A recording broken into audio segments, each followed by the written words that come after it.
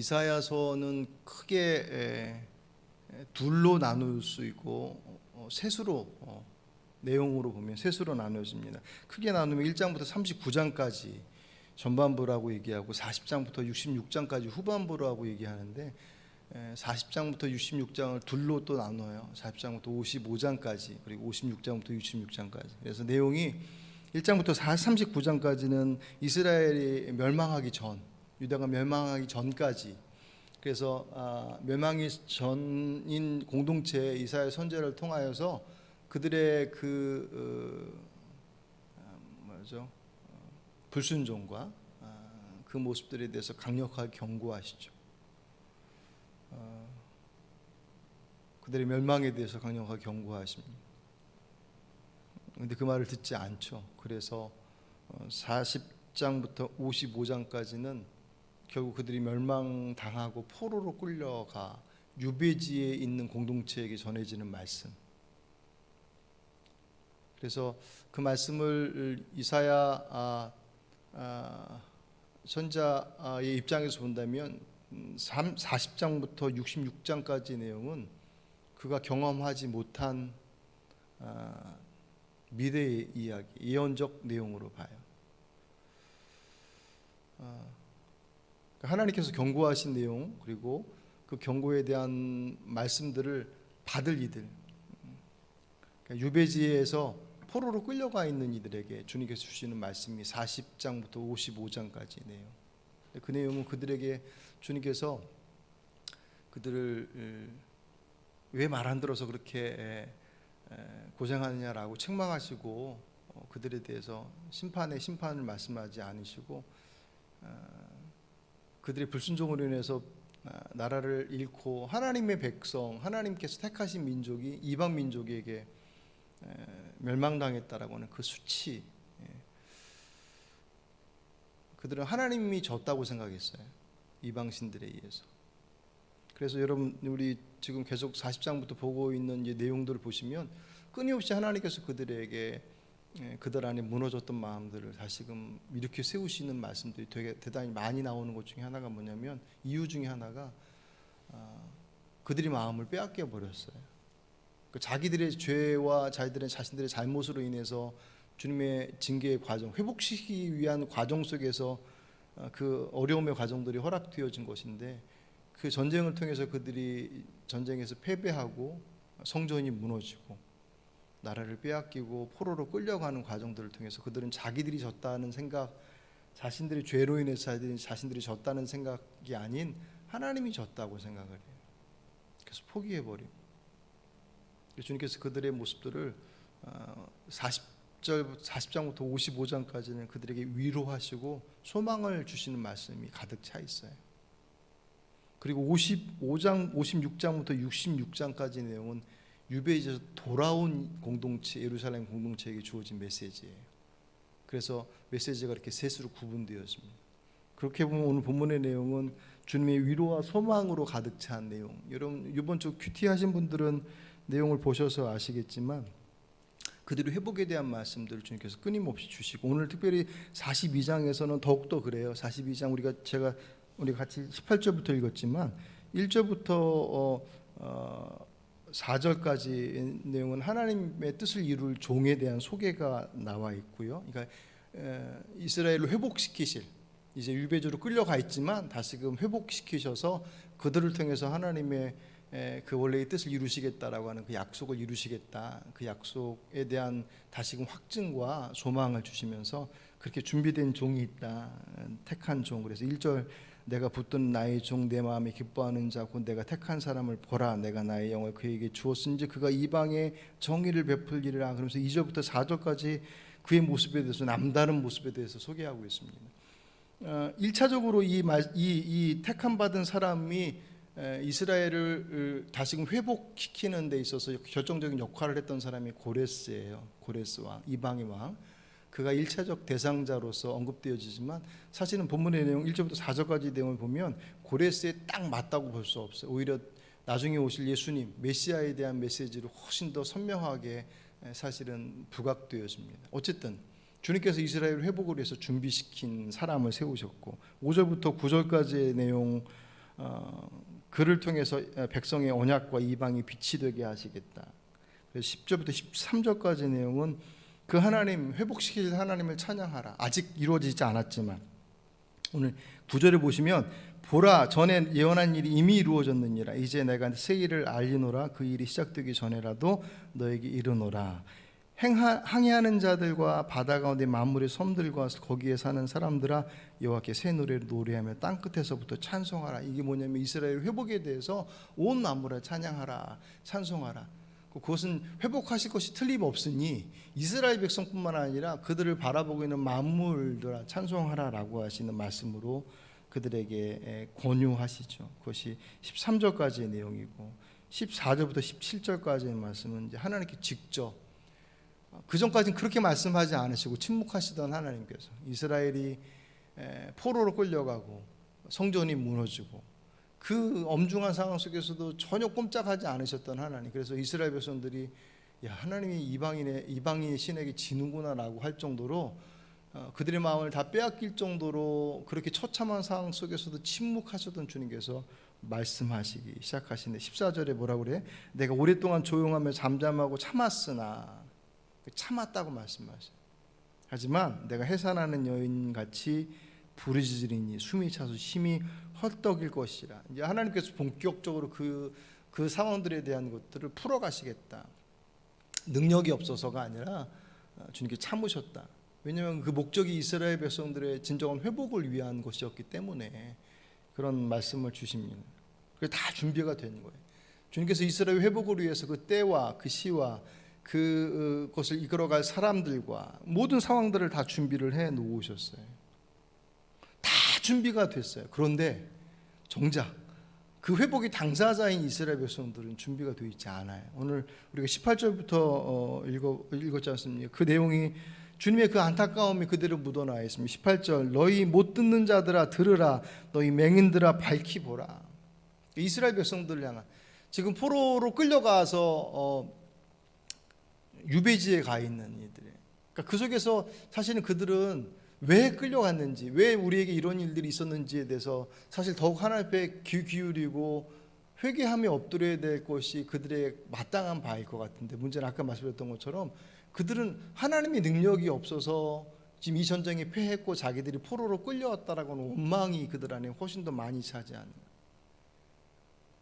이게 이상한 거예요. 고난 가운데 주께로 돌아와야 하는데 그 고난으로 인해서 주께로 돌아오는 일도 있었지만 더 많은 이들이 오히려 그 고난 때문에 하나님을 저버리는 선택을 하는, 그 어리석은 선택을 그들이 하고 있더라는 거죠. 주님께서 그 말씀을 하시는 것입니다.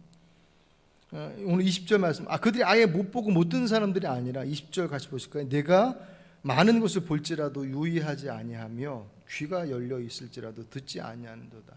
다 볼 줄 알고 다 들을 줄 아는데 정작 하나님께서 왜 그것을 그들에게 허락하셨으며 지금 그들에게 원하시는 것, 그들이 해야 할 것이 무엇인지를 정작 그들에게 말씀하시는 것들을 그들이 듣지 않고 보지 않는다.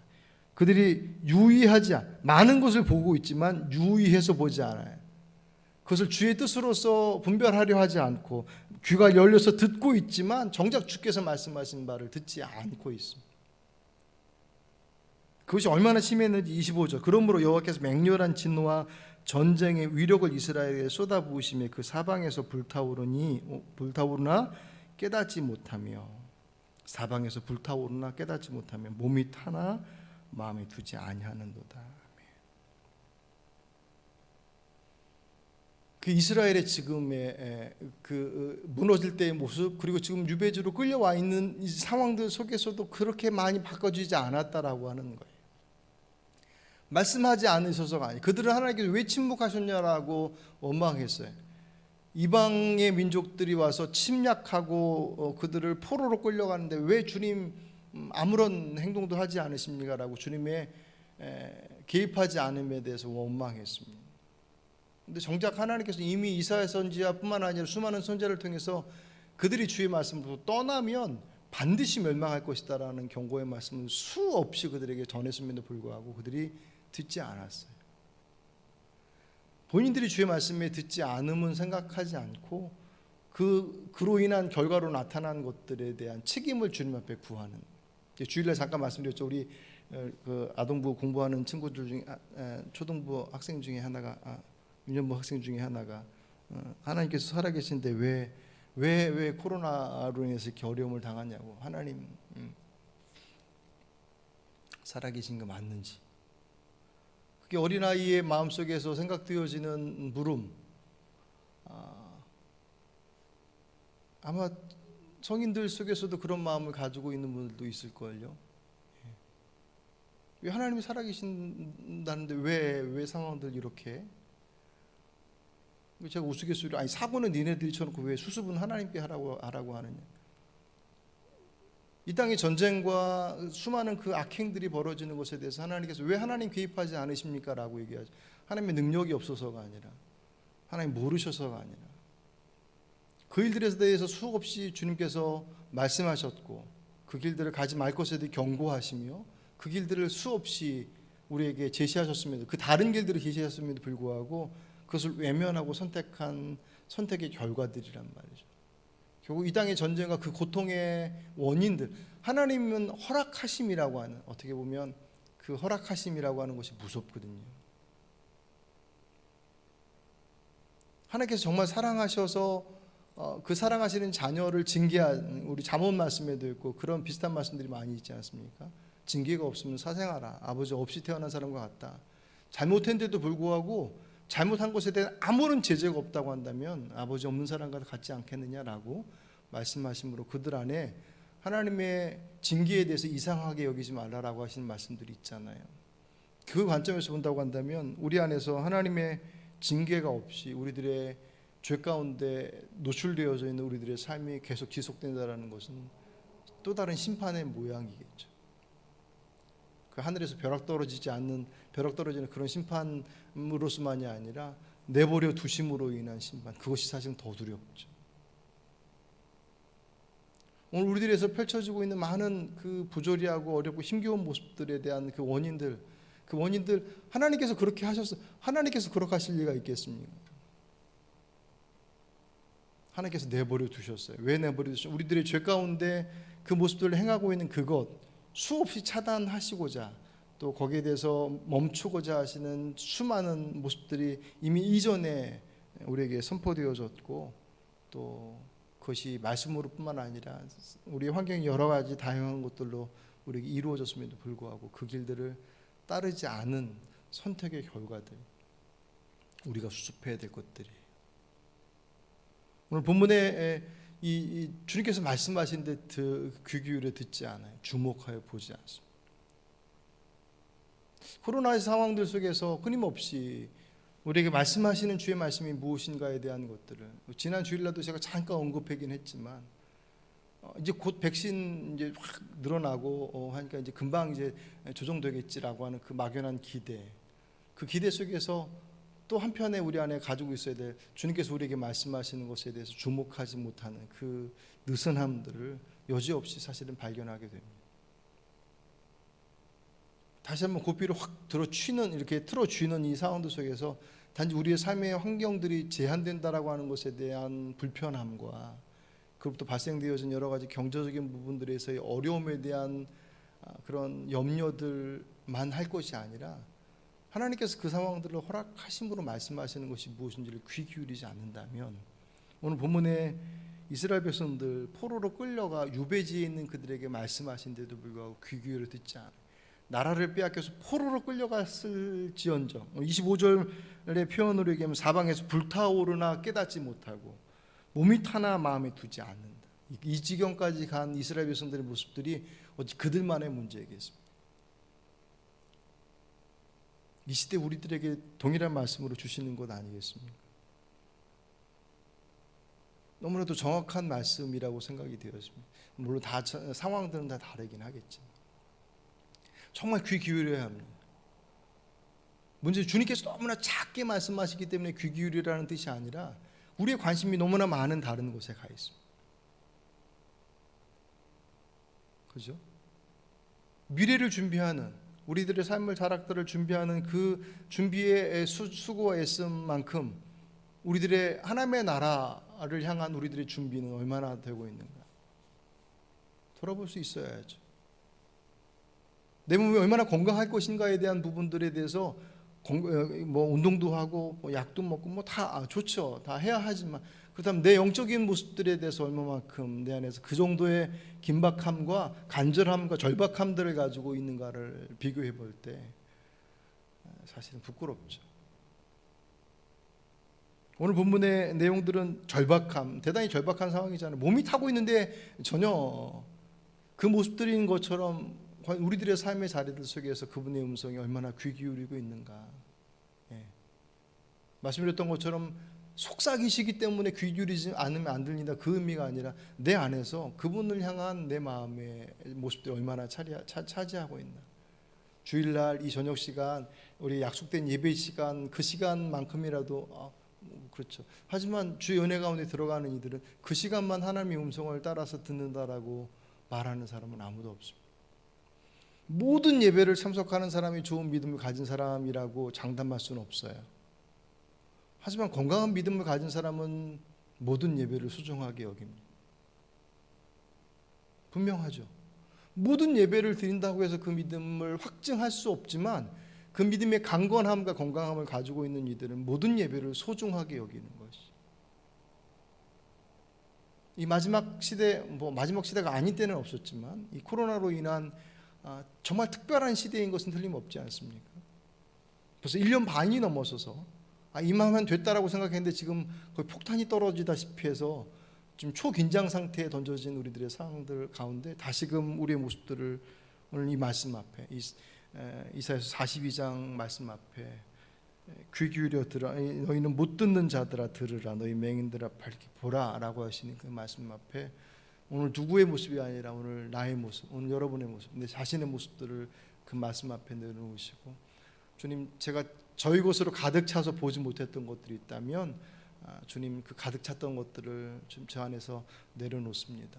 내 안에 주님의 것이 아닌 다른 것으로 내 안에서 꼭꼭 묶어두고 있던 것들이 있다고 한다면 주님 다 내려놓겠습니다.